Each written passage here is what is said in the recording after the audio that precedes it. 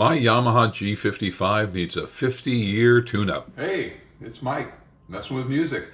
Real quick one here today. This guitar, which I bought in around 1980, 81, I have found out from looking into it, was built in 1973 in Taiwan, and showing you the information about that here. It was a mess, and we're going to take a look at what the tuning machines looked like and how bad that had become. I don't even remember if I'm the one that changed out one of the tuning machines with a completely different one, but what a mess. And it wasn't even seated properly. It was a total mess. So I needed to fix that, and I figured if I'm going to be fixing that, I needed to address the problem I was having here, where these strings were over 7.5 mils high at the 12th fret.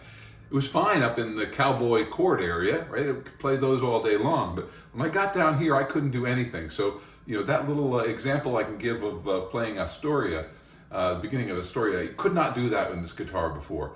So I had to work on the bridge, and I'm not a luthier, and I don't have guitar equipment, and I decided, I looked online, everybody wanted me to buy an expensive jig and use a router on a Dremel, and I just wasn't up for it. I said, this guitar has been through a lot. It can stand a little bit of my rough treatment. I put it on my bench. I'm showing you I'm doing that on the bench here. I actually used a saw. I used the saw, and I'll show you how deep I went. I brought that bridge down. I actually used a sander to bring down the bridge itself, and then I used a saw to bring the slot further down. I did a little bit of trimming of sanding of the saddle itself, but not much. I actually left the saddle about where it was. On closer inspection, the bottom of the channel came out far too rough, which would reduce the saddle's effectiveness. I sanded the channel with a piece of metal strip wrapped in 220 grit sandpaper. I was able to make it flat.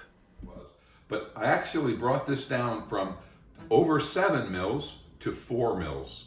And I can tell you, it is now much.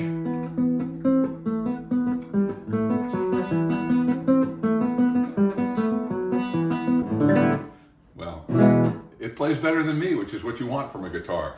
So all of that just to show you that you can do repairs on an old guitar without having all the special skills and so forth. I did it all with stuff on my workbench, and she came out quite beautiful. I'm really pleased. Of course, I did a cleanup on her, cleaned the fretboard and such, but she's a great guitar. 50 years old. 73 to 23. April 73 she was made in Taiwan. So happy to put her back up on the wall. I actually put her in a more of a place of honor. I moved the little what we call stinker bell over to the far wall, and the Yamaha is back where it belongs on the front wall.